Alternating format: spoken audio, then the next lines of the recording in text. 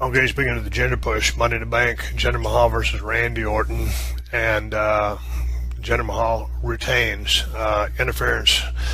At ringside, I love there'd be interference, but anyway, I thought Randy did a hell of a job in carrying Jinder, and I've said the word carrying before, and people take it out of context or think, oh, what are you talking about?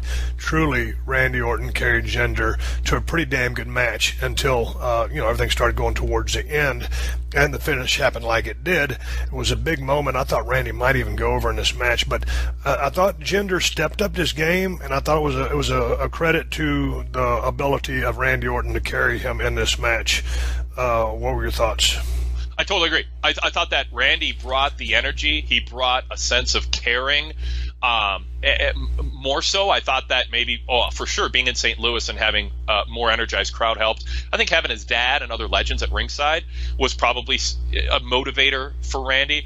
I don't know how much he cares or even is aware of people, kind of saying, Randy's doesn't seem all that motivated, and he seems like he just kind of is in cruise control. And Randy in cruise control is good, but I don't think he's great in the sense that he's motivating people to go, I got to be a network subscriber. I got to go to house show to see a Randy match. This was a match that I thought was a motivated Randy, and I agree. I think he brought Jinder up to another level. I like the pacing of the match. I mean, I know Randy's known as the anti-dive guy, but to me, this was a good example of a match that stayed for the most part in the ring, told a good story.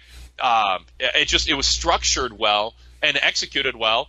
And yeah, I mean, it wasn't like a show stealer, but it was a good match. I would still argue in 2017, when you've got AJ Styles and Shinsuke and Kevin Owens and Sami Zayn and the history of their quality of matches, and you have a huge drop-off in the 18 to 35-year-old and 18 to 49 male demos between the first of the year and now on SmackDown. It's like 40-some% have left since WrestleMania season and the first show of the year.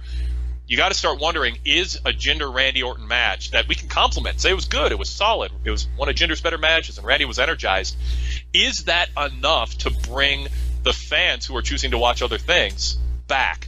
And I'm still not quite sure Randy and Jinder are the answer as the main event. And I thought this was a good second, third from the top match for a U.S. title. I'm still not sure that they're giving what the fans need to see in the main events, though. Well, I think they're playing to that St. Louis crowd, the fact that it was Randy's hometown, and playing upon that storyline with respect to how the match was structured, the pacing. Yes, everything was really good, really solid.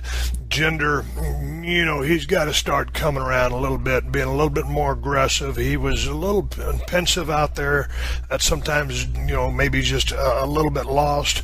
Randy Orton kept staying the course. He was leading the match, so Jinder's got to be able to loosen up a little bit, take a breath of fresh air, lay his shit in, really, be able to be more in the moment. It was almost like he was following a blueprint to a degree, and I'm a fan of the kid, so I'm wishing him well, but he's just got to loosen up and look like this is actually, he's thinking about what he's doing, and there's a thought process of, hey, fuck, I'm going to do this now, and he's just kind of still going through those motions, and it comes across as going through the motions. So, again, a real good match carried by Randy Orton.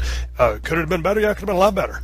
But passable, yes, and I think we're trying to capitalize on the fact that it was Randy's return back to his hometown.